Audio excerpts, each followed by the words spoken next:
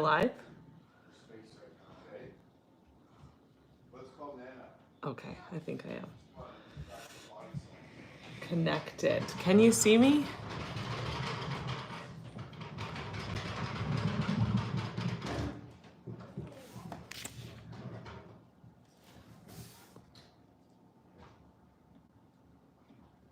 Oops.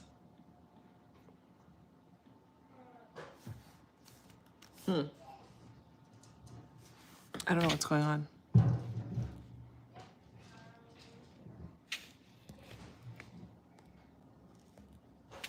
Oh, there we go. Can you see me?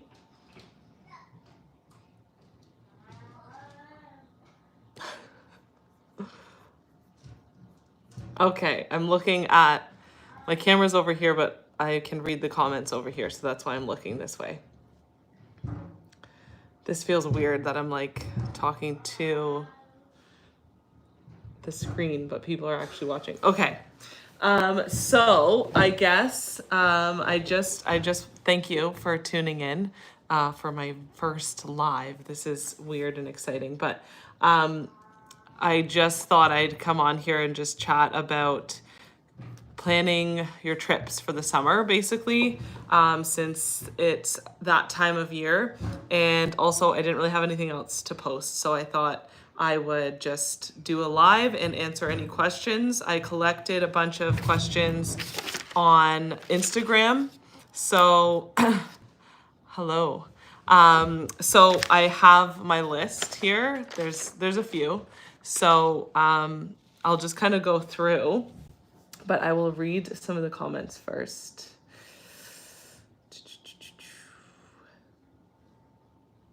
Okay.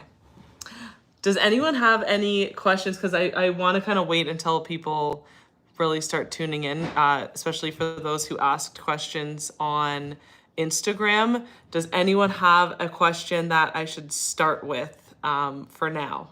Who's already here and ready to ask? Hello. Hello, South Florida. Cool.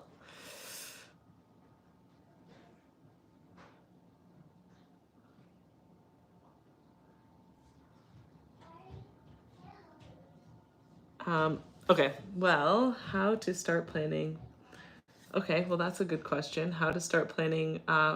So how to start planning for a backcountry canoe trip? So, I mean, it's kind of a difficult question because it depends what your experience is, of course. So I will go for like if you're a beginner backcountry canoe tripper. I did actually make a post today with some good short loops for beginners, but I would just say start really small if you've never done backcountry canoeing before. So find a loop that has, minimal portages or short portages, just to get yourself used to it and to understand how long it takes you to complete the portages, how long it really does take you to paddle certain distances.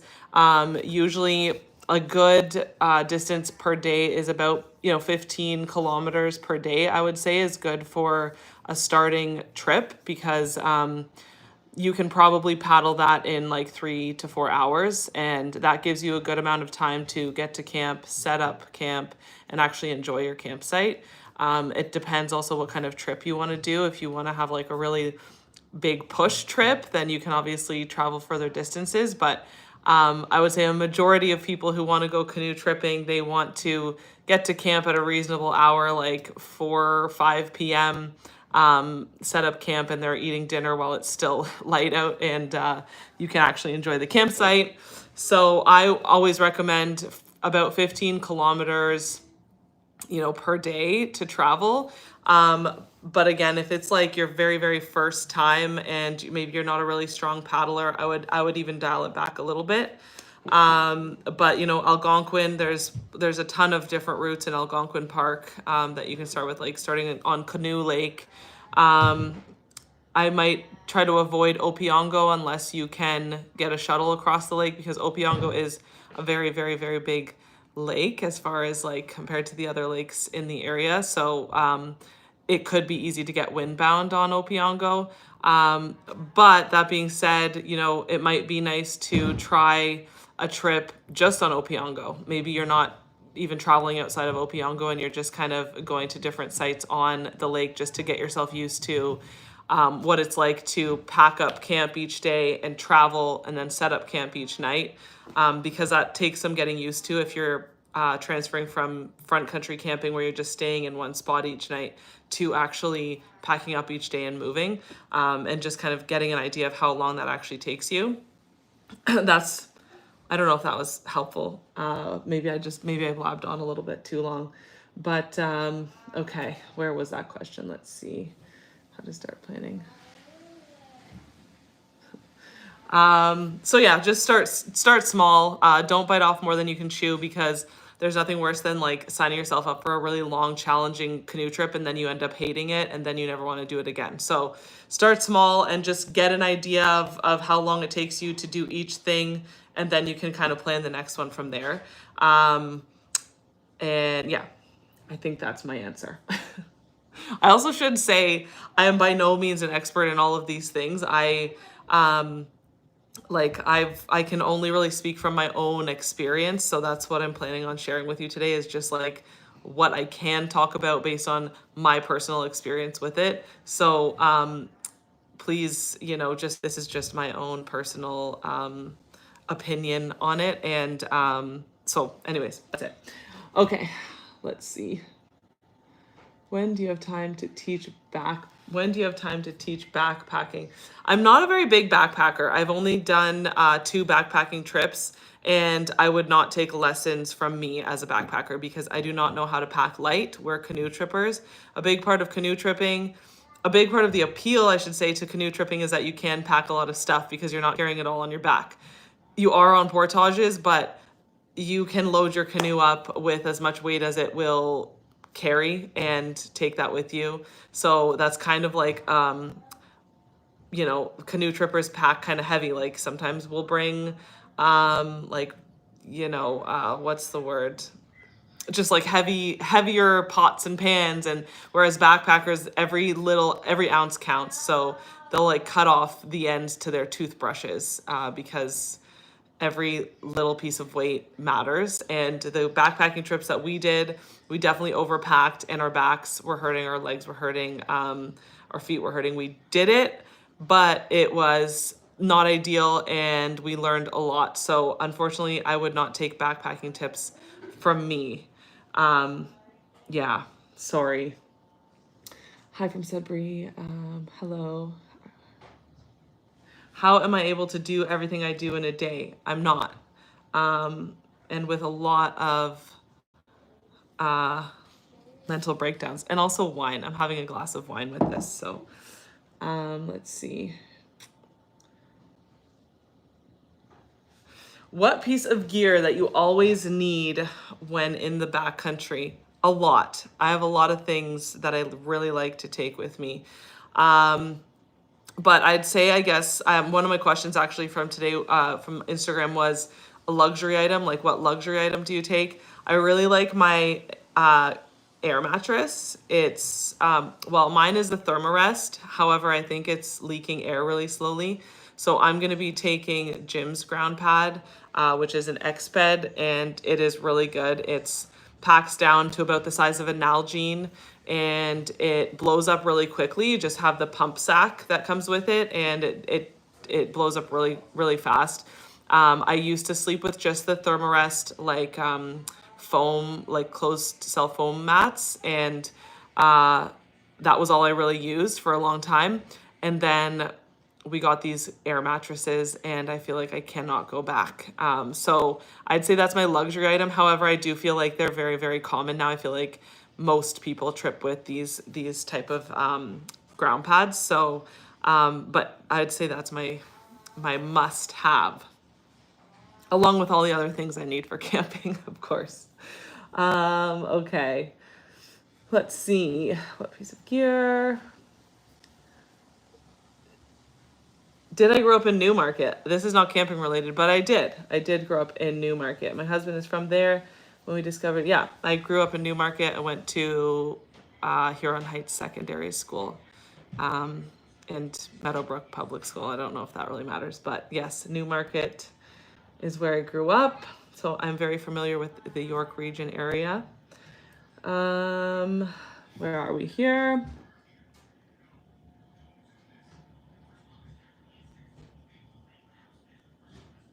Sorry.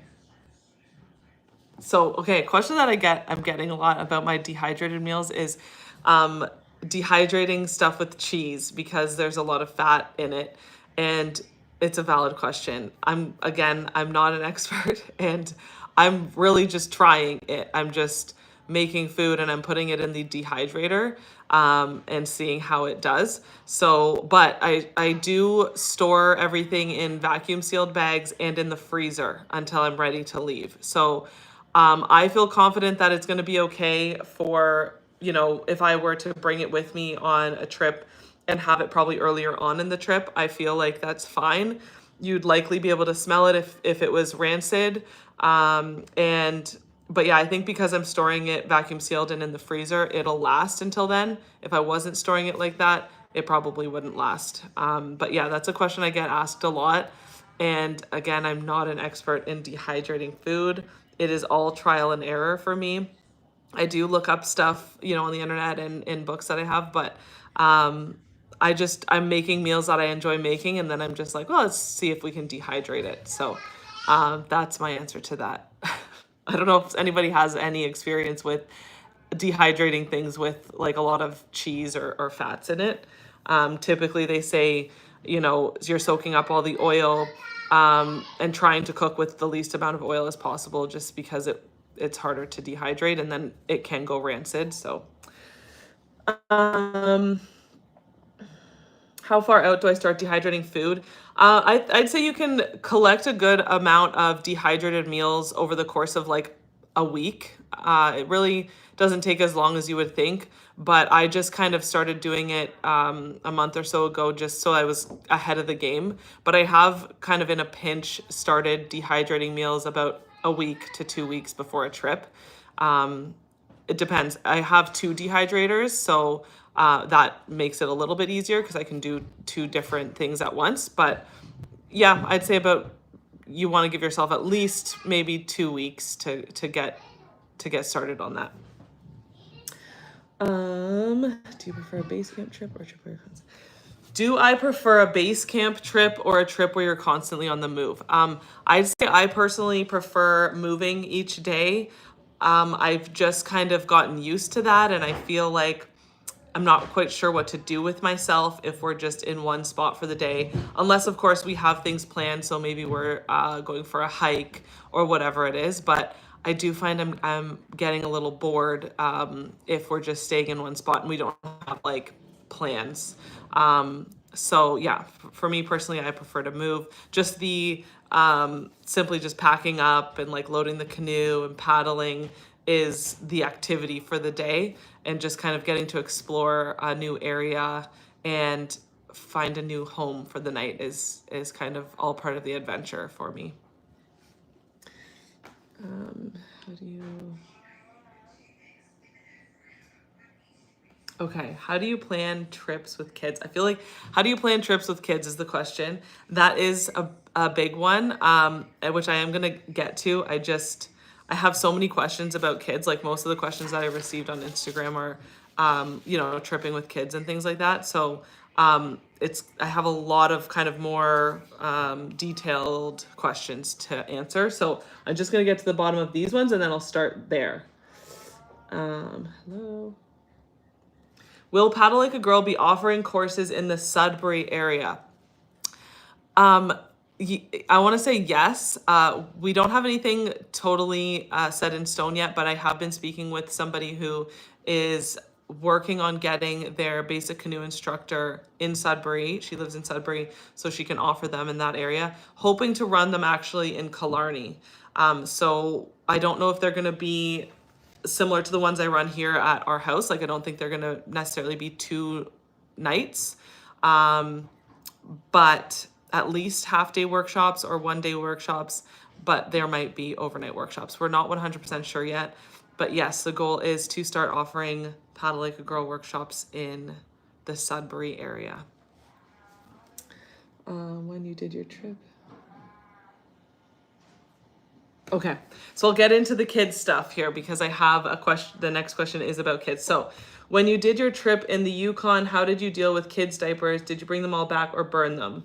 I'd like to do a backcountry trip with kiddos, and I feel like I would bring more back. Yes. So, yeah, we burn the diapers. I don't know what the general consensus is on like if it's okay to do that or if people agree with that, but just the reality is if you're hauling, soaking wet diapers out with you, it's going to be make for a very, very heavy load. So, throughout the day we'll collect them, and then at night when we're done cooking over the fire, if we're cooking over it, we'll make sure the fire is really, really hot.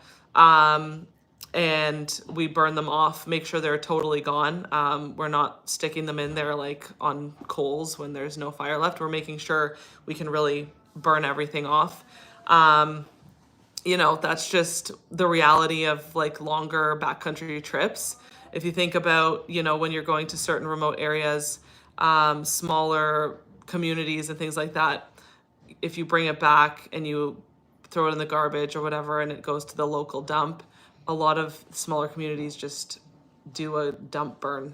So it's like you're either burning it in the backcountry or it's just going to get burned off in the dump in town. So it's kind of like, it depends on how long your trip is. Maybe if it's only 2 nights, you can bring it back with you and throw it in your garbage when you get home. But, if you're dealing with 3 to 4 wet diapers per kid per day, that's a lot of weight. So that's what we do. We burn them.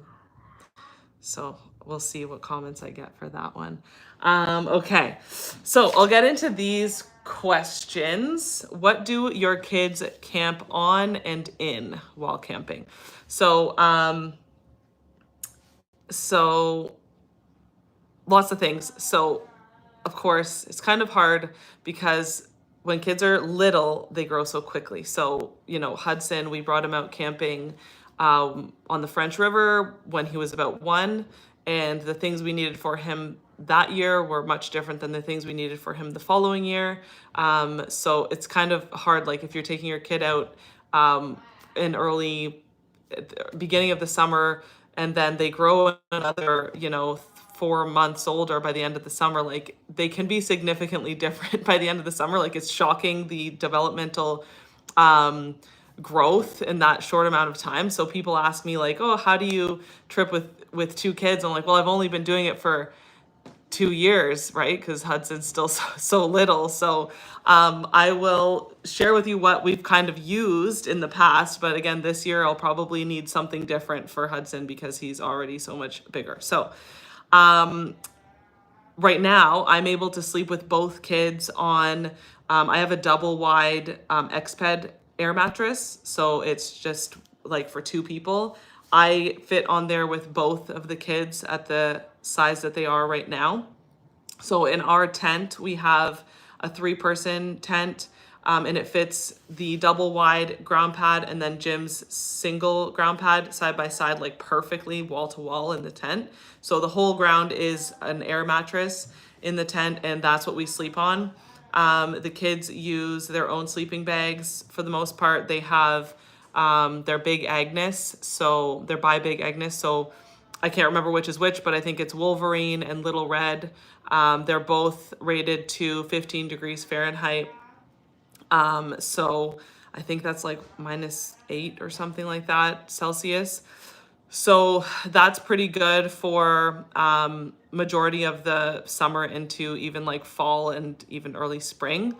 In the winter, bit of a different story. We usually double up. Right now, again, I'm still sharing a sleeping bag with Hudson, and he's also a little furnace. So in the winter, he just sleeps in my, I think it's a -40 sleeping bag. And Wesley, we double up a couple sleeping bags for him. So he's in his Big Agnes, which is rated to 15 degrees Fahrenheit, and then plus another minus, I think it's like a -20 bag or something like that. So that kind of differs in the seasons. But again, those Big Agnes bags are great for the whole summer. And they're mummy bags, and they have like the hood. So not ideal, of course, for like really small babies, but for, you know, a toddler, they have the bags for toddlers and things like that. So those are great. Otherwise, for a baby, I would say a sleep sack, just like you would use at home. Of course, you want something, want to watch the weather, of course. How cold is it going to be at night? But just choose the material based on what the temperature is going to be. And I have brought and still do bring for Wesley a collapsible bassinet. So this is I think it's like a summer, I don't know, I think the brand is Summer, but it just collapses like right in half, and it actually packs up fairly small and is pretty light. So it is easy to bring, and we've even like thrown it in a canoe pack, but we use it for Wesley right now to sit in the canoe because it has enough support for him to sit upright.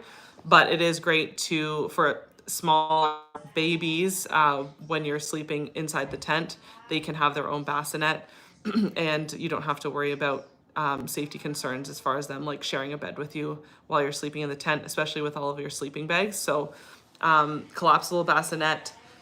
Again, if you're in a canoe, you can bring some extra luxury items, and I would say that that's a good one to bring.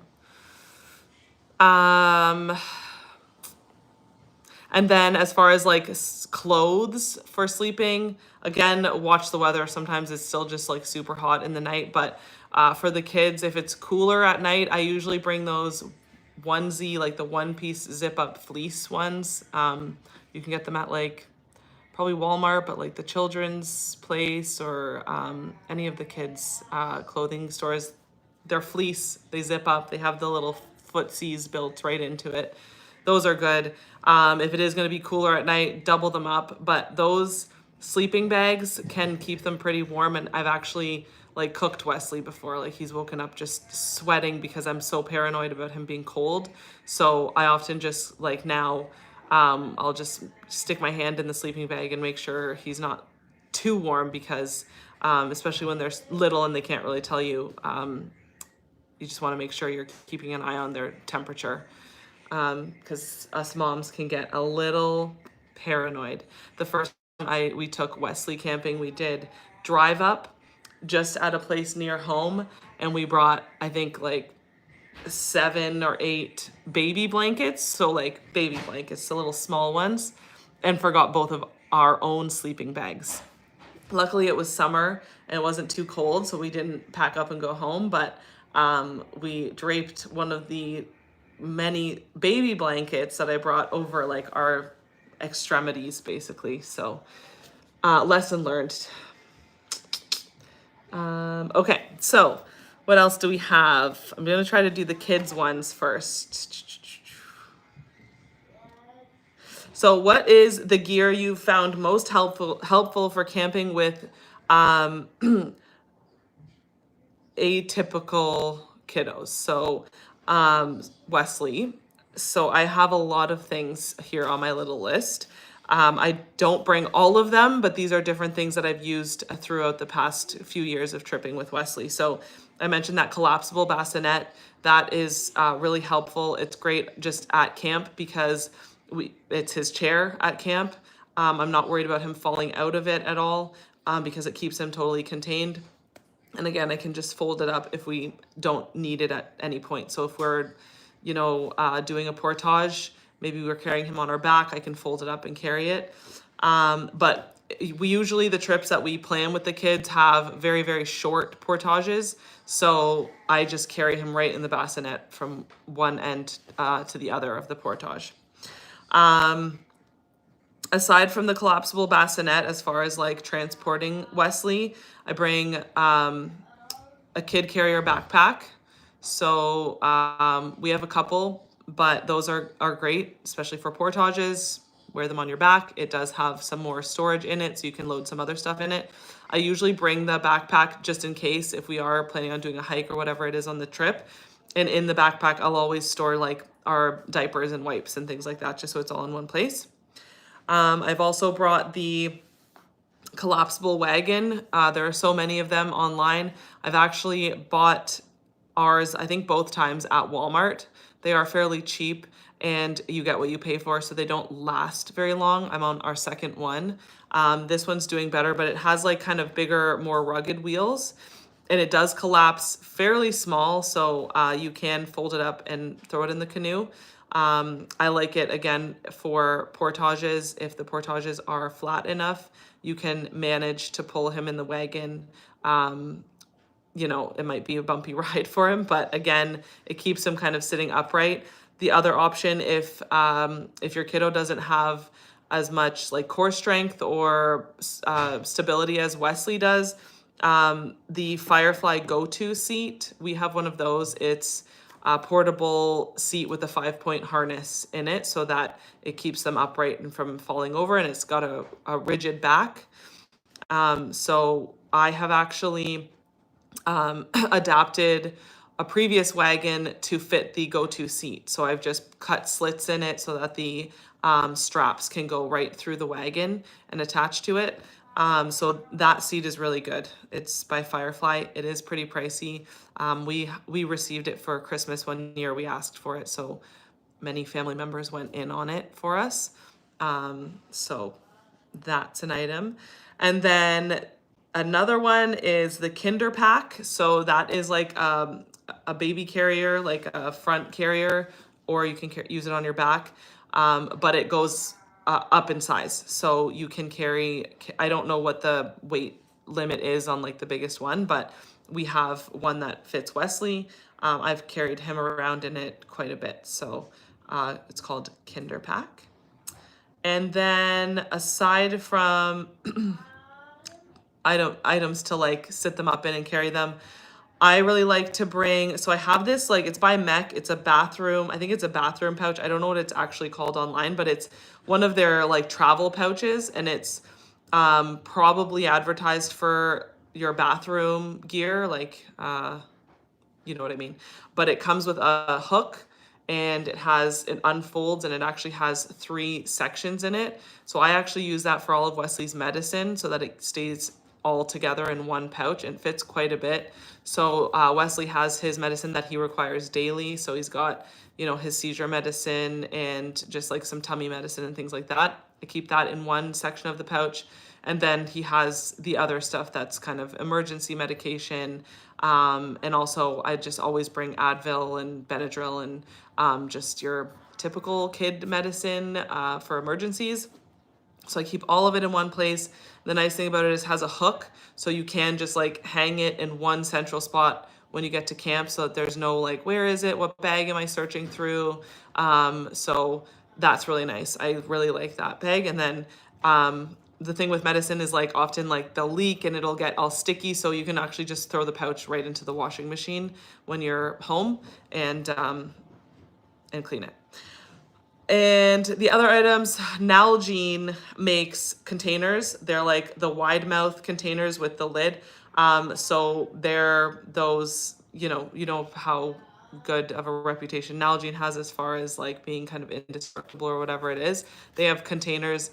So I like those for many different things, but they've got the wide mouth lid. So I usually use that for Wesley's dehydrated meals. So I can actually throw in the dehydrated meal in the morning, add water to it, and then by the evening it's probably rehydrated, so that you can kind of get a start on dinner faster. Otherwise, they just have a bunch of different sized little Nalgene containers, and I usually use those for just random things like his medicine, for example. Like I do put his seizure medicine in one of those because the top is the perfect size to fit a syringe in, for example. And so the Nalgene containers, they're so good. And then, yeah, that's about it. And then the mummy bag, which I mentioned, Wesley moves around a lot in his sleep and he can't pull blankets onto him, so he would just like kick blankets off and then be cold. So the mummy bag's actually really good for him because he can't really get out of it. But the problem is sometimes if you're on enough of a slant, he will wiggle his way down in the mummy bag as he's moving. So he's fine, but it's just something to take note of if kiddo doesn't have like enough neck strength to kind of lift their head and move around. So that's just something to be aware of if you are using a mommy bag for your kids. I hope that wasn't too long of a blabathon. Okay. Let's see if there's any other kid questions.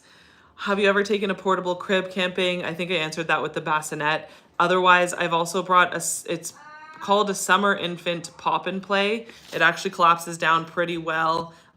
It's tall, but it's pretty tall. Like, I don't know how tall it is, but it does collapse down like fairly narrow. And I think it comes with a sunshade too. So it is like a portable pack and play. I've used that for Hudson when he was little, when we went, we were motorboat camping. So I don't know if I would really necessarily bring it canoe camping. It depends on your kid, I guess, but it's definitely doable.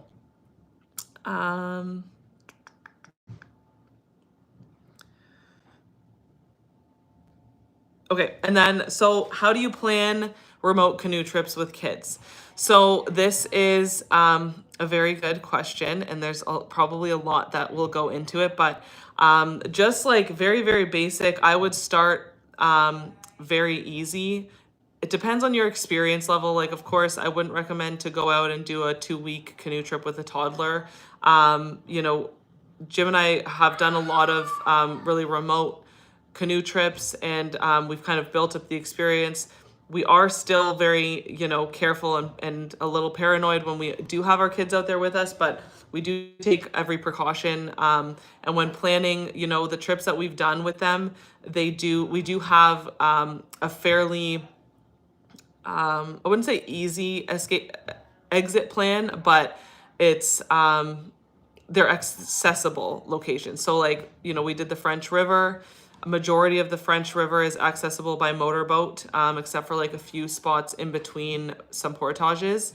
And then the Stikine River, the whole length of the river is accessible by jet boat.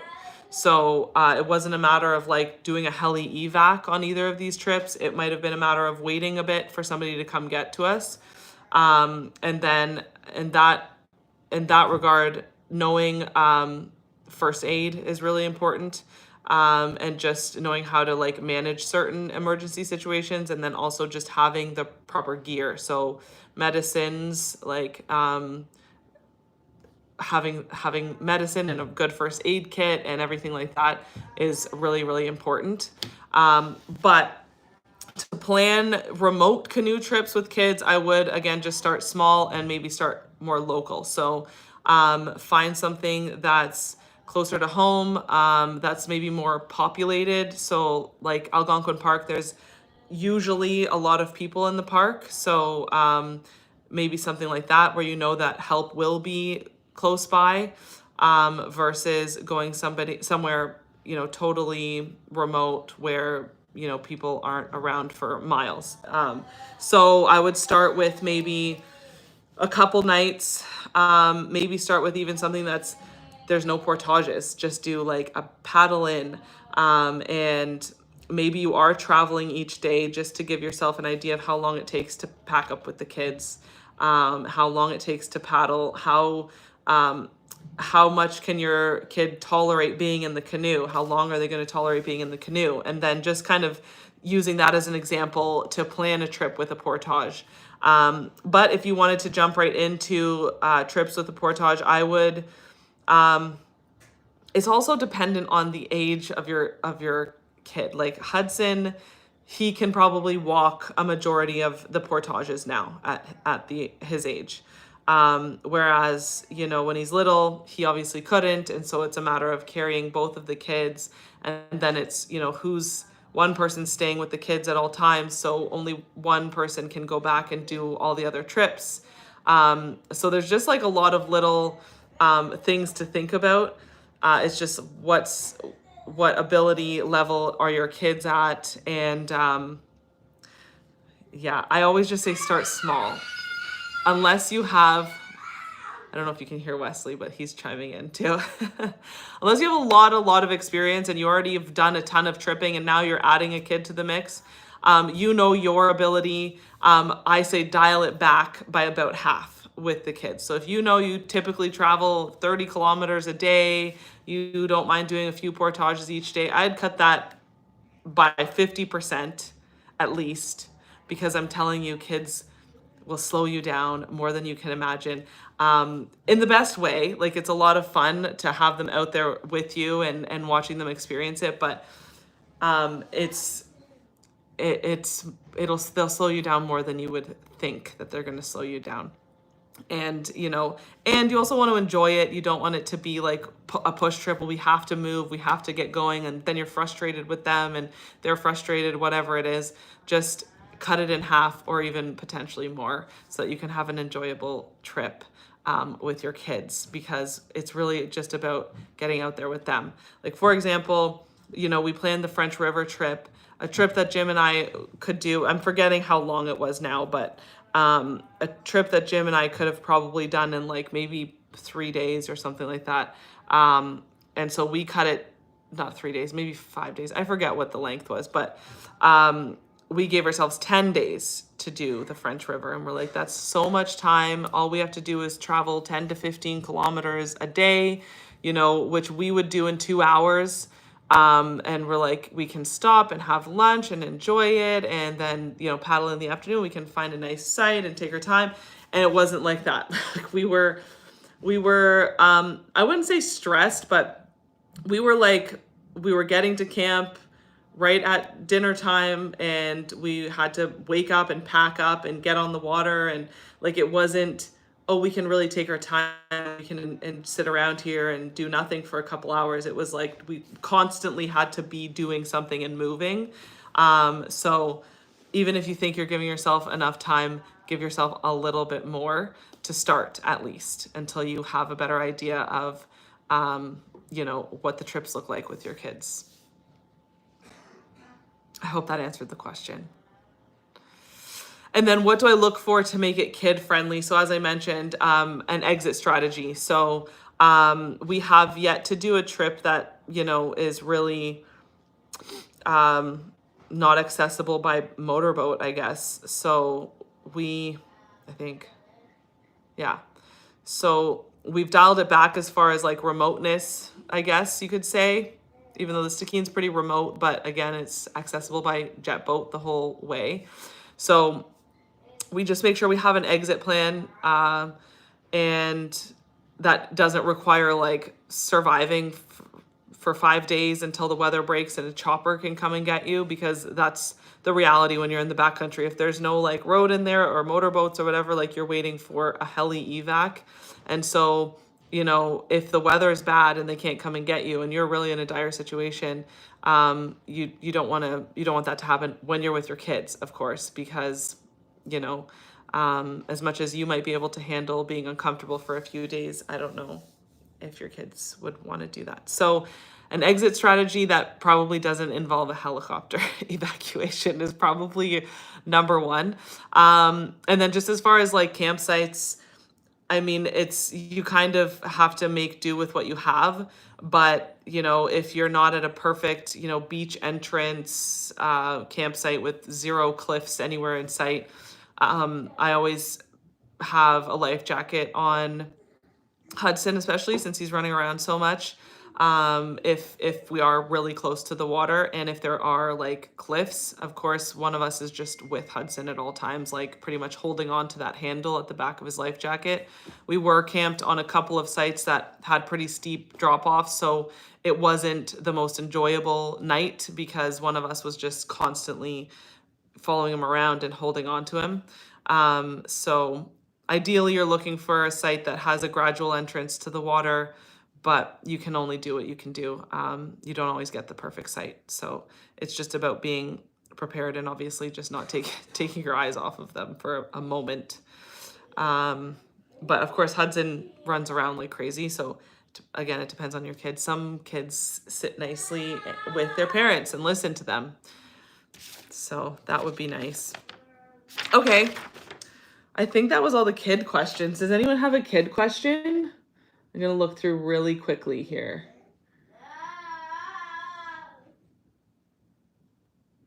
Sorry. What's the most effective bug spray? What's the most effective bug spray? One with DEET. That's what I would say. We use Muscal. So we've got, Muscal has like the 25% DEET in a pump spray bottle. And then they have like the aerosol cans. We usually bring the pump spray for when we're camping because they're just easy to bring and they're small. And then they also have 30% DEET lotion, which again, it's a small little container, so you can bring that with you. I like it for like behind my ears and things like that. And then they also have the family and kids. I forget what the DEET percentage in that. It's lower than, like, I think it's maybe 10% or something like that. But we'll use that for the kids. We'll spray the back of their neck and behind their ears and stuff. But you just want to avoid spraying it on their hands, of course. And you can just kind of wipe it on their foreheads and stuff like that. But that's what we use. Okay, so I'll try to go through these questions quickly. Can you recommend any good groups to backcountry camp with as a semi-experienced solo woman? So I'm in a group that is, I think, fairly active on Facebook. It's called Women Backcountry Campers Ontario on Facebook. So it's just what it says, Women Backcountry Campers in Ontario. So I've often seen people saying, hey, looking for a partner for, a canoe trip or whatever it is. So that might be a good group to join. Is my main recommendation. Otherwise I don't really know. Like I've been blessed to have this community of Paddle Like a Girl, kind of like alumni, but also just people who follow and are interested in it. That's kind of a good group of people who might be looking for another tripper to trip with. So maybe I should do more work on creating more of a community of people for Paddle Like a Girl. So I'm just thinking out loud as I say this. So maybe that's what I'll do to connect people who are interested in tripping with other solo women trippers. So there you go.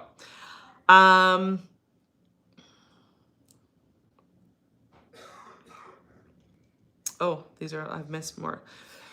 Okay, what do you do for the bathroom situation? Do you use tissue or reusable cloth? So, I feel like this might be TMI, and like kind of exposing myself a little bit here. So I always bring toilet paper with me. I use toilet paper around camp in the evening when we have a fire going. I'll burn it.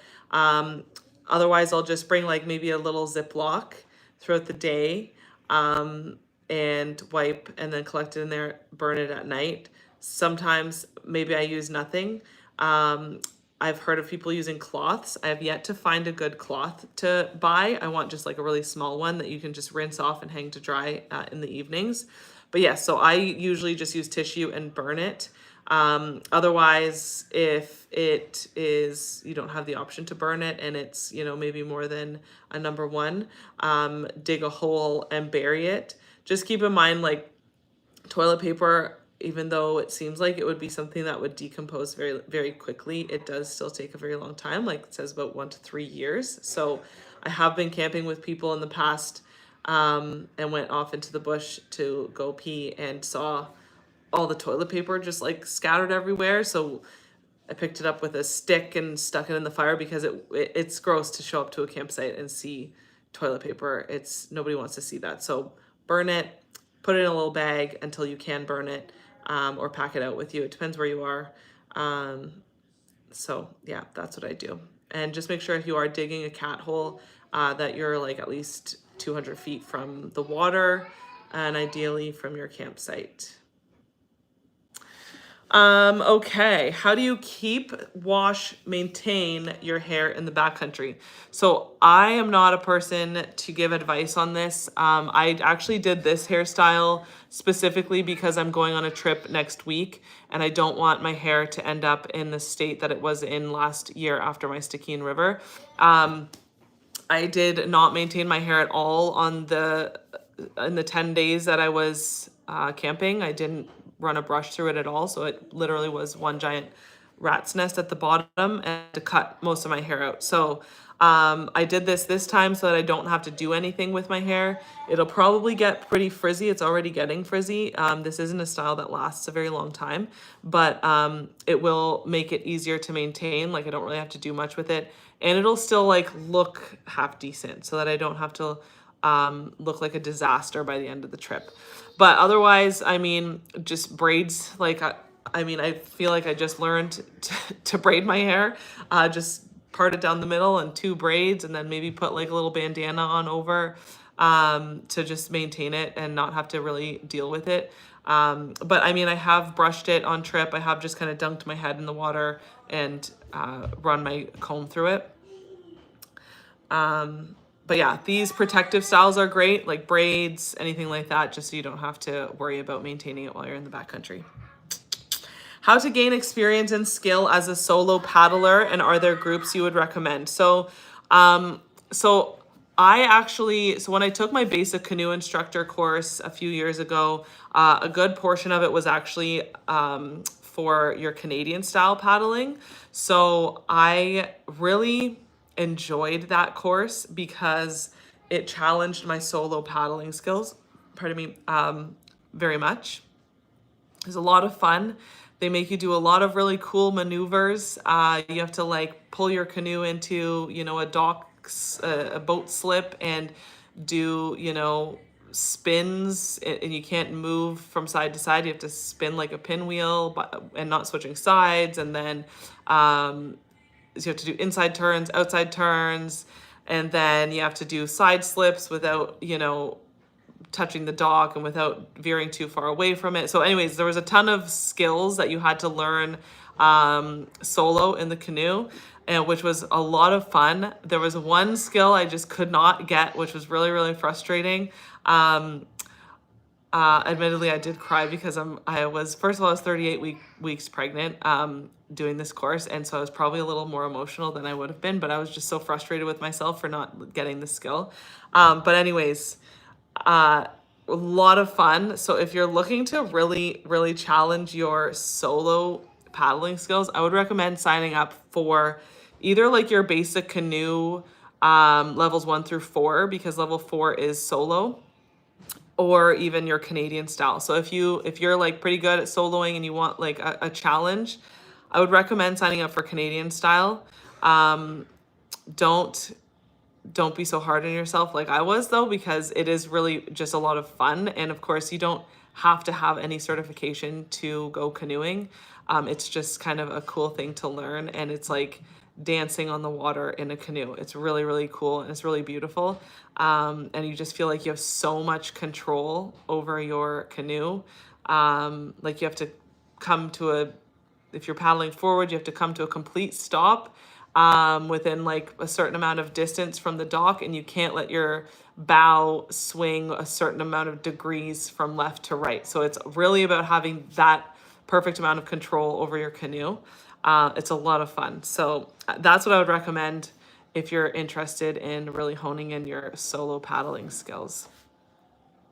Another question is, that's kind of, what was it here? I can only find whitewater kayak courses near me. Would that translate to canoe? So the answer is yes and no.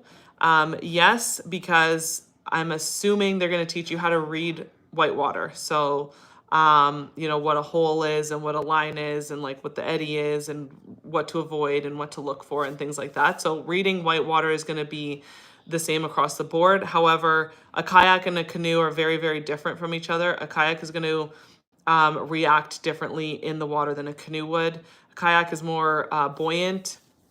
A canoe, because it's not enclosed, it's not going to be as buoyant, and it's going to maneuver differently. And also just the different shapes and styles of these boats are going to handle differently in whitewater. So no, you're also going to have different paddle strokes because typically in a canoe you're using a single blade. So versus a kayak, you have the double blade. So very different as far as technical like whitewater maneuvers. So there would be whitewater canoe courses. I don't know much about it, but I think like Paddlers Co-op, like Palmer Rapids, I know they do like a like what they do whitewater. I don't know if they do courses. And there's like Black Feather. We have Black Feather. I think it's Black Feather that comes to our house here and actually does whitewater rescue courses on our like right in front of our house because we have the rapids here. But there's definitely whitewater canoe courses. I would just have to probably do a bit more research into like exactly who and where. So I can try to add it to my description later. But yeah, hopefully that answers your question. Let's see what's in the group chat here. Will you be filming your Utah trip? So a little bit. I'm going to try to film a little bit, but I also want to, first of all, I'm going with a group of people who invited me along on the trip. So I don't want to ruin anybody's experience of the trip by like jamming a camera in their face the whole time. And also I don't want to add the stress of like being like, I need to film more or I've missed this. I want to film what I think is going to be good to film. But so yes and no. I'll be filming some. I'll definitely have some content when I'm back, but it's not going to be a Jim Baird adventurer level documentary.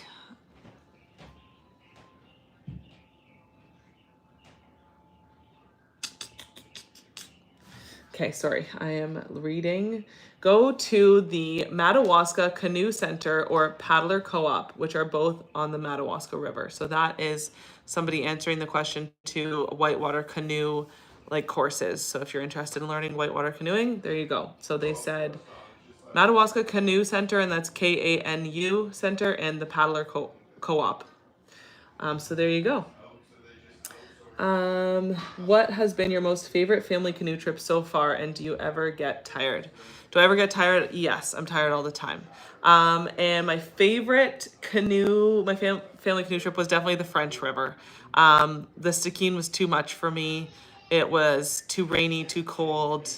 I was too riddled with fear and anxiety to really enjoy it the way that I should have.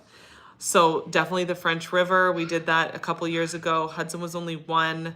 He was just really learning how to walk, so he was much slower. He would fall down a lot, which was not great, but it was like, we didn't have to run full speed after him. Right now we're running like my top speed I'm running to catch up to Hudson. It's shocking, really. So the French River, and the weather was so nice. There were a lot of people around. Like, there are sections of it where there's cottages on the, motorboat sections and things like that. So that's kind of nice and reassuring that if things really do hit the fan, there's places to go, people who can help us. So French River.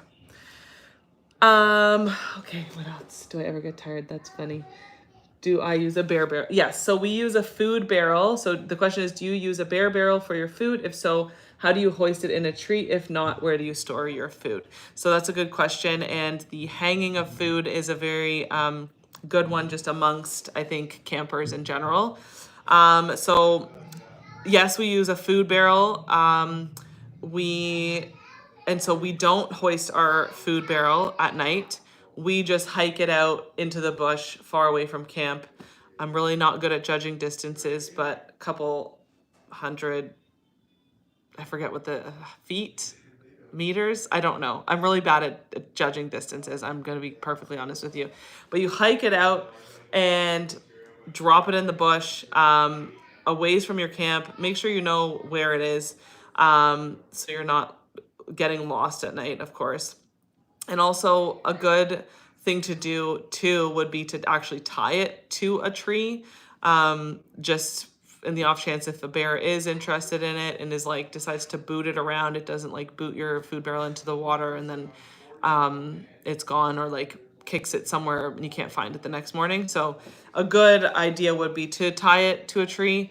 Hoisting your food, I mean, The problem with lifting your food up is it's to get a proper bear hang, it's almost like impossible to find the perfect branch because it needs to be, you know, X amount of feet out from the tree, X amount of feet up off the ground and down from the branch. So like to find the perfect bear hang branch is probably nearly impossible. However, they do say that just getting your food up off the ground is just in general a good deterrent, because you know, it's just that much harder for them to get. They might not smell it as easily because it's, you know, above them or whatever it is. It's just like being in a tree stand, you're getting up off the ground, your scent is not being spread as easily. So I don't know, it's kind of an interesting debate in the like canoeing, camping community, I guess. But best practice would be to hang it if you can. But if you do have a bear barrel, they are supposed to be bear proof and scent proof and all of that. I don't know how true that is. But yeah, hike it a ways out from your camp, and make sure you're packing anything scented in there as well, so that you're kind of bringing them away from your camp as opposed to towards you.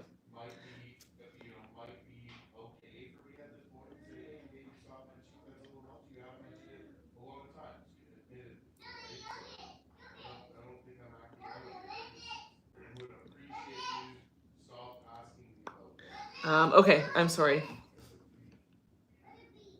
Okay, back to these questions. What canoe would you recommend for a beginner wanting to canoe in camp? Our family uses a lot of Prospector canoes.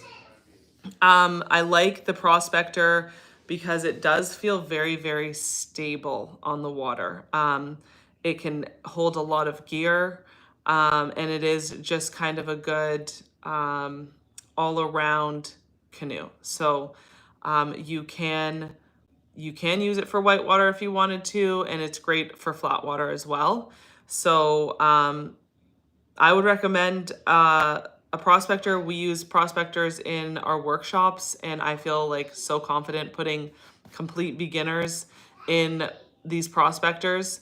They are, most of them are 17 foot, and they're pretty heavy. Like they're made of like Tough Stuff or Royal X. So they are very sturdy, stable canoes.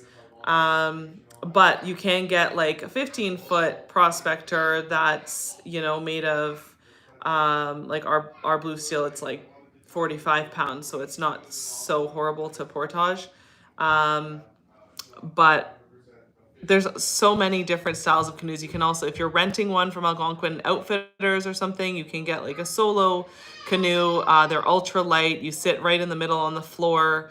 I also have the Bob Special, which is nice because it's can be used for tandem, but it's also great for solo. It's also ultralight, so it's, I think mine is 40 pounds. So great for solo tripping too because it's light. It still fits a good amount of gear, so you can still bring those luxury items that you'd like. Yeah, I hope that answered your question. Sorry, I feel like I'm really bad at this. Okay, and can you give some suggestions about what class?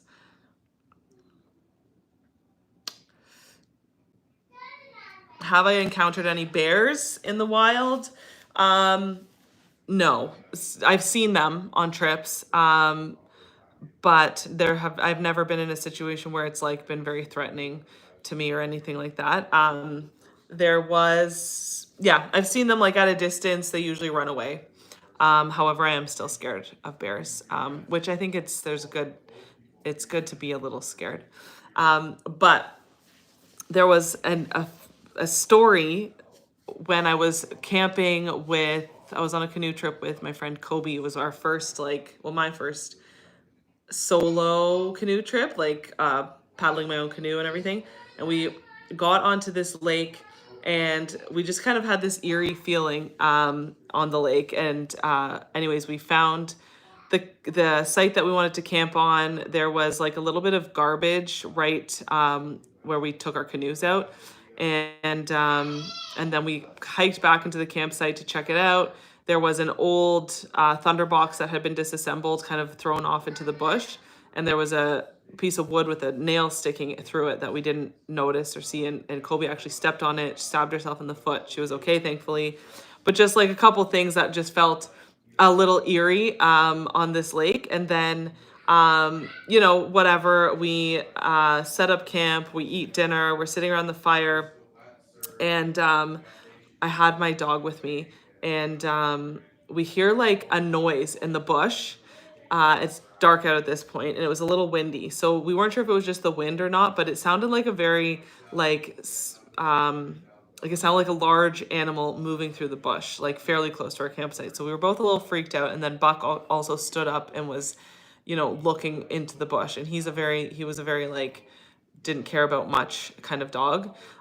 So we were a little alarmed. I shot a bear banger, hoping that I would just hear it take off into the bush. And so I shot the bear banger, and then it was silent. And then the thing, whatever it was, continued moving in the exact same direction that we had heard it moving originally. The bear banger didn't startle it at all. So we were totally freaked out. We packed up camp, loaded our canoes, and paddled, followed the shoreline to the next campsite that we knew was just like a kilometer or so away. We were just freaked out enough that we wanted to move. So anyways, we finished the trip a couple days later. I get home and I look up. I was telling Jim about this lake and just this eerie feeling we had the whole time we were on it.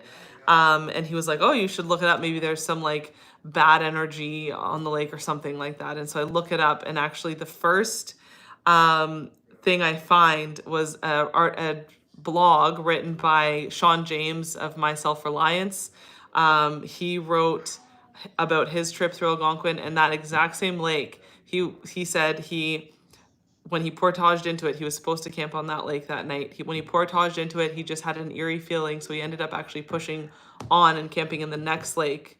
And he said, like pretty much word for word, as I went to grab my last trip, gear for my last portage, I looked back at the lake with a deep foreboding feeling I couldn't shake. And so anyways, I just thought it was very odd that we had the same eerie feeling about the same small little lake in the middle of Algonquin Park. I forget the name of it now, but yeah, it was kind of, I don't know if it was a coincidence or maybe it's Bigfoot.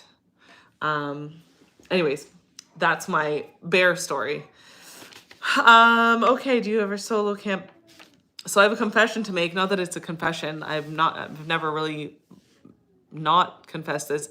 I've never done like a solo completely by myself trip. I've done solo trips like where we paddle our own canoes, have our own gear, but I've been with somebody. So I've gone with my friend Kobe a couple times, and I've gone with other friends, but I've never gone totally by myself. And to be honest, it's probably because I'm a little fearful of things that go bump in the night, mostly bears. And so anyways, so the question is, do you do anything to stay safe as a female solo camping? And, it's not something that I've necessarily really thought about. I think because where I've gone, I feel like we're pretty far in the bush as far as like having strangers just approach you. But it is definitely something that you do have to be aware of as a woman. Unfortunately, that's just the reality.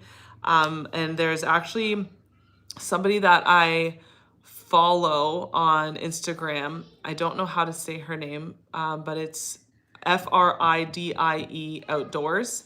And I think it's her that does a lot of like safety and how you protect yourself, and like how to sleep safely in your tent, and how to kind of lock your tent and things like that. So that might be somebody that's good to follow. And I will also share, I think there's someone else that I follow, I can't think of their handle right now, that does share like tripping as a solo woman, and just the safety precautions that she takes. And just like tips, like, if you're walking and you walk past somebody, if you're hiking and you walk past somebody, always, make eye contact with them and make sure that they know that you've acknowledged them and see them and things like that. Like just little she's given like little tips that just seem very kind of almost insignificant, but they could make a huge difference as far as just being somebody who might look vulnerable. So yeah, I'll try to share that in my description when I find the handle, her handle. A question that my cousin asked, which I think is a joke. Any tips for carrying a 2-4 of beer on a portage? First of all, you shouldn't be really bringing a 2-4 of beer on a portage. I mean, it depends how long your trip is, but I guess what I'm trying to say is you don't really want to be getting drunk in the backcountry. Yeah, it's okay to obviously have a drink or two. Like I certainly enjoy a glass of wine when I'm back there, but I don't think it's wise to be getting like inebriated because you never know what kind of emergency situations may arise. But carrying a 2-4 of beer on a portage, if you're really that determined to get that beer back there, carry it. I don't know. You're just gonna have to carry it. It's gonna be heavy. It's gonna suck. But then when you get to the end of the portage, when you get to camp, you can crack one of those 2-4s. We brought a keg on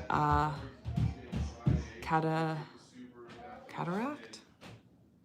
Yeah, people bring kegs back there. I mean, sure, why not? Why not? But I just would say, careful that they don't get punctured. Like maybe your mess kit bag, if it's like a mesh bag, and throw a rock in it and tie a rope, obviously, and sink them in the water so that they stay nice and cold. Okay. Does anybody have, what time is it? Oh, it's 10 after. So I'm probably gonna wrap it up in like another 20 minutes. Does anybody, okay, wait, let me read through these questions. What apps do I use for backcountry camping? I use the Topo Canada app. I don't really use it I don't really use any apps really for backcountry camping. I'm using paper maps for the most part. I do, however, make sure I do have the maps actually downloaded in my phone. So I use the Topo Canada app. And you just go in before you head out while you still have service and download the sections of the map that you need. And then you can see those when you don't have cell service. So those are good to have because you can actually see your location in relation to the map. I think you can even track your route on there. I have been given some other suggestions. Oh, I was looking for my phone, but I'm using it. What's it called? Onyx or something like that. But anyways, the one I use is Topo Canada. Maybe if somebody else has any suggestions on other apps that they use. I don't really like to rely on the technology while I'm out there because, it might fail or it might die. So that being said, make sure you have a way of either charging the device that you're using or using it minimally. So maybe you're leaving your phone off all day until you absolutely need it, just to conserve battery, or just bringing one of those battery packs with you. What was the question that I just saw? Can you print maps from Topo Canada? Yeah, I screen grab maps. So I'll go onto the Toporama Canada, it's like an interactive map online, and I just screen grab. So if I'm doing a shorter trip, I just go in, screen grab each one, print them, and then I'll actually try to tape them together if I need to. But yes, you can definitely screen grab and print them. That's the cheaper way to do it versus ordering them actually ordering the big topographic maps. Do I use Garmin devices? Yes, we use an InReach. I forget what Jim's is called, GPS Maps 66i, I think. His is actually like a GPS with the maps in it, but I can see the maps too in my InReach. I have the bigger one with the screen. So that's like a satellite texting device. So you can let people know that you're okay in the evenings and things like that. Again, that's something that I would leave off throughout the day and just turn it on when I need it, when I want to send a message or want to check the weather or whatever it is. They are pretty pricey, the monthly payments, but you can just only sign up for it when you need it. If you're going on a trip this month, you can just instate the subscription for the month. And yeah, you can see the maps on it. And one thing that I like to mention too, for these, I've seen them used in the past because you can post to Facebook on them if you have it all set up beforehand. You can, I think Facebook and like Twitter or something like that. Anyways, so I have seen in the past people wanting to share their stories kind of through their inReach. And I've actually seen one trip that had sort of gone wrong near the beginning, and they were on a trip with a large group of people. And they had made a post saying, maybe trying to build some drama for their trip, or like get people like, oh, what's happening? So they said, long day, we're starving, no food, thirsty, we have no water, something along those lines. And so, of course, being friends and family of the people that are on the trip, they see this message and they're panicking and not sure how to get a hold of them. So I'm only telling this story because the inReach, it is a emergency device, and I wouldn't use it to dramatize a story for your followers or whatever it is. Please only use it to say, hey, we're okay, or we do need help. I don't think you don't want to play around with it, because then you have people back home panicking and not sure how to get a hold of you. In that case, there were a couple people who I think had to be extracted, and but the family members were quite concerned. So it is a nice peace of mind to have when you can just message your family members and say, hey, here we are, we're okay, and they can actually see your exact GPS location. And so in a situation where you do need help, there is the SOS button on it, and they can actually see your location as well, and they know where to find you, and you can communicate with people and figure out how you're going to be rescued.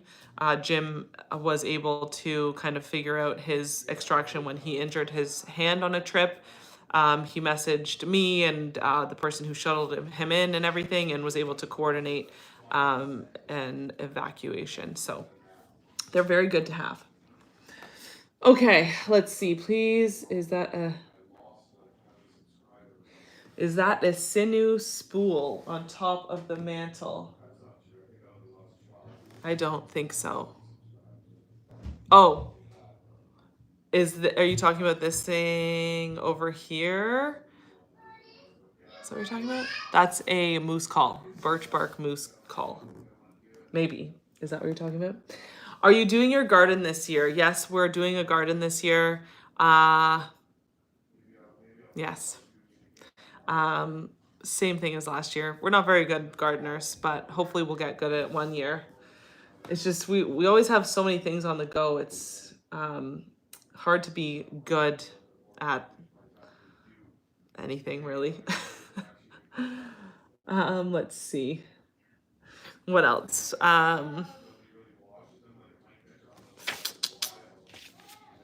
I think I've covered all the questions that I've received. Oh, advice for larger bodied girls for hiking. That's a good question. Again, I would just say start small. But my cousin actually has a group called Chub Rub Hiking Club. She is based in Toronto, and they arrange hikes in the area. So Chub Rub Hiking Club. So if you're looking for a group of people to go hiking with, very body positive and inclusive, I would recommend that. But again, I'm not really much of a hiker, so I'm not very good at giving advice on actual like hiking trails and things like that, because we're mostly canoeing. But I've done a few, but I'm probably, unfortunately, not the person to give you tips on like which hiking trails are good to get started with. But I can try to find some information for you and share that with you. Are you doing another Yukon trip this year? We are going to the Yukon again this year. So we have planned a few things. So we're planning to paddle the Big Salmon River. in the Yukon. So that's we're taking 12 days to paddle it. Again, I don't know, like that should be enough time, but there is an option to kind of take out sooner too, because we'll be connecting with the Yukon River, and then pretty much when we connect with the Yukon River, we're almost like along the highway, so for a couple days. So there is the option to kind of pull out earlier. Oh yeah, big salmon. Sorry, I got distracted. I'm listening to Jim upstairs also. So we're doing the big salmon for 12 days, and then we're gonna stay in an off-grid cabin. So it's gonna be the same place that we stayed at with Wesley in 2021. And we're gonna stay there and do some kind of that's going to be like our base camp, and from there we're going to do day trips. We're going to have some ATVs and go just kind of on local trails and things like that to explore the area. Jim is going to be going hunting for a few days, so then I'm going to be with the kids in the cabin while he's away, and then when he comes back, I'm actually going on a hiking trip with my sister. So my sister's gonna fly out to the Yukon and meet with me, and we're gonna do a hiking trip in Kluane National Park. And we're gonna be, it's an in and out trip. We're gonna be hiking to Observation Mountain. I think it's called Slims Creek, Slims River, Slims Creek. It's only gonna be, 3 or 4 nights. So we're doing that. Jasmine has never really camped before. She's never done backcountry, but she's a hard worker. She likes to get her exercise, so she's looking forward to it. We also plan to have a nice moment to spread some of my mom's ashes actually on the top of Observation Mountain. So that's kind of our why. We originally wanted to try to find a nice loop trip, but just realistically with our backpacking experience, we're just going to do an in and out, and Observation Mountain sounds like a beautiful spot. So that's what we're doing. So we are going to be up there for probably about 6 weeks. So it'll be quite the trip, but I've never been to the Yukon in the summer. So I'm really looking forward to it, because last time I was there, it was winter and it was very, very, very cold.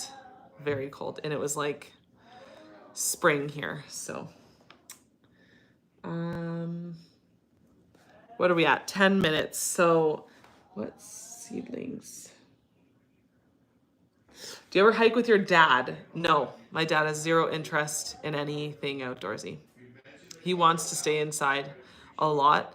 And he is like, thinks I'm crazy. He thinks we're crazy.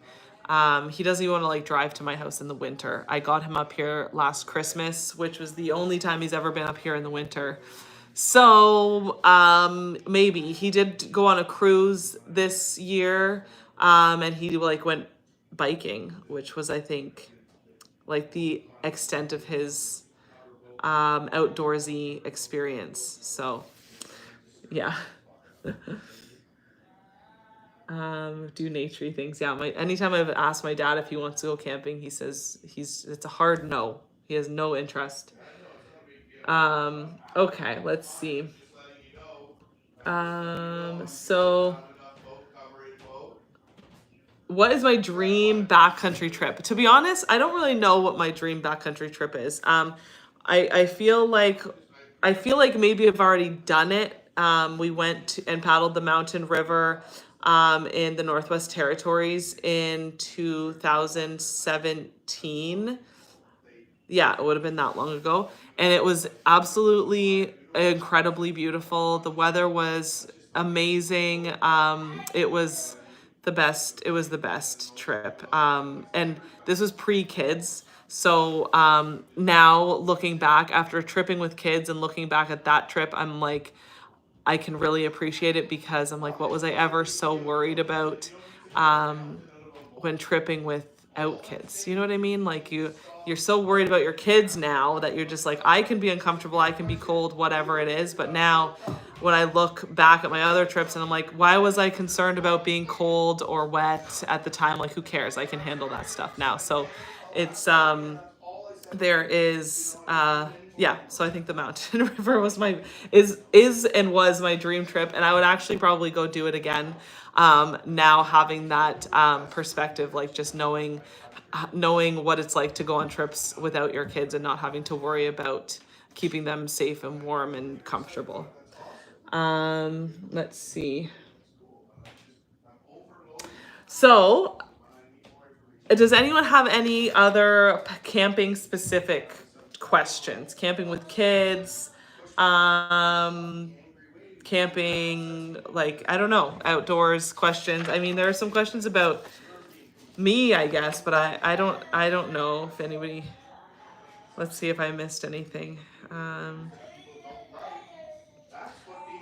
Was asked, what's your favorite place in Ontario to camp within 2 hours of Sault Ste. Marie? I haven't really done much tripping in that area.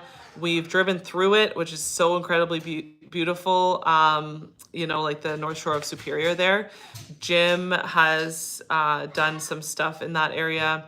But I know a friend of mine did the coastal, like the Superior hiking trail, which she said was really good. It was a good challenge. She does the Killarney Loop every year. And so she couldn't get into Killarney the one year, so they did the Superior Trail. And she said it was really good, but challenging as far as like the terrain. It was fairly slippery and rocky and kind of things like that. So that might be something to look into. My favorite trip ever, probably my backpacking trip. So the mountain river, but the backpacking trip through the Rockies. So we did the backpacking from, I don't know why I call it the backpacking. We backpacked from Jasper to Grand Cache. It was 100 and how far was it? Now I'm forgetting. 160 kilometers. Oh my gosh, wow, I'm forgetting. It's 20 kilometers a day for 8 days. Is that 160? My brain has turned off. It's past 9. It was a very challenging trip. Like I said, we're not backpackers, we're canoeists, so we pack very heavy. We thought we packed light. We did not. But it was the most challenging trip I've ever done. And on day 1, we were questioning if we could do it, if we could follow through, or if we should head to the nearest exit. We continued on because we are gluttons for punishment. And in the end, it was like the most rewarding trip I've ever done, because it was just, it just proved like what our bodies are capable of, and just like what we're capable of mentally pushing through. Because you would get past a certain amount of kilometers each day and you'd have like 5 kilometers left, and you just would be like, I can't do it. But then you just would put one foot in front of the other, and then you'd make it to camp. And it was like the best feeling, day after day after day, of just making it to camp when you thought you wouldn't make it. And you just realize it's all just mental. Like, my feet can handle it, my legs can handle it, my body can handle it physically. It's all in your head, And so when you set a goal that you have to reach, and you reach it every day, it's just so rewarding. It was like, it's just like the most rewarding feeling. And then when we made it to Grand Cache, it was just the most incredible thing. And, I don't know, that was definitely my favorite trip, the backpacking trip, for sure. Okay, the Lacoste. I have yet to do the Lacoste Silhouette backpacking loop. I really want to. We tried with, when Wesley was little, our dog Buck injured himself somehow on the trip, and we had to switch it to a canoe trip so we could get him out of there, because we didn't want him to walk any further. So I have yet to do that, and maybe that will be a trip that I do, not on my own, but like without the kids. Maybe it'll be like a girls' trip. one year. I'd really like to do it. How do I keep my kids entertained in the canoe? That's a very good question. So many different things because they get bored very quickly. So we've made many fishing rods that have ended up in the water, but just a stick with like a piece of string and another stick tied to the other end of it. We've bought him a paddle and drilled a hole in the handle and tied it to the like the carrying thwart or the carrying handle in the canoe, so that he can paddle with us. But if he drops it, it's still attached to the canoe. Rocks. So anytime we pull over, we collect a bunch of rocks, put them in the bottom of the canoe, and he has fun just throwing them out. Rocks, sticks, pine cones, whatever that you can find that can just be thrown in the water. Those are great. Those keep him entertained. And we have actually purchased like those little like minnow nets, like the little scooping fishing nets that you can get. Same thing, tie it off to the canoe so that they can drop it. But they feel like they're doing what you're doing, right? They're fishing, they're paddling, whatever it is. So those are some kind of fun things. And then, of course, we buy those little actual toy fishing rods, which we had with us on the French River, tied them off to the canoe. Same thing. He loves fishing, so it's a lot of fun.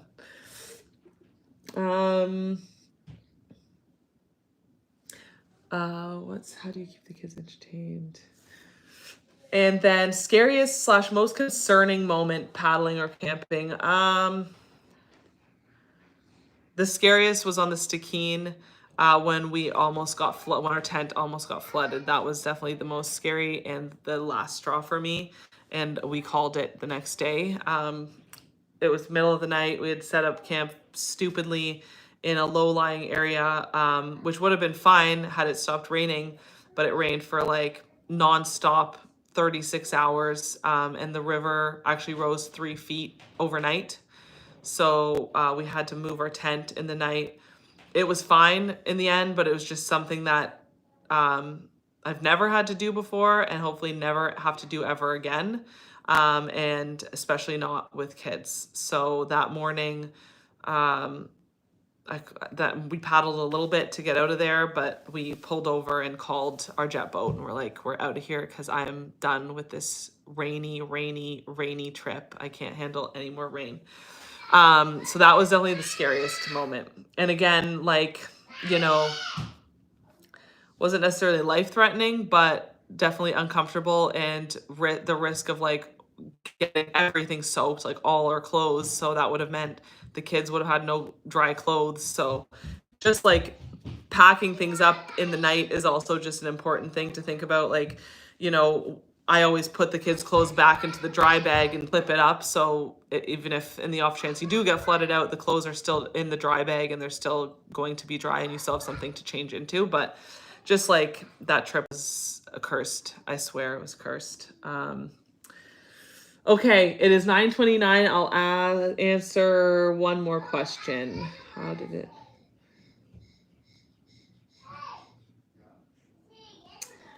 it feel? This is not necessarily camping related, but it's just the one that's at the bottom here.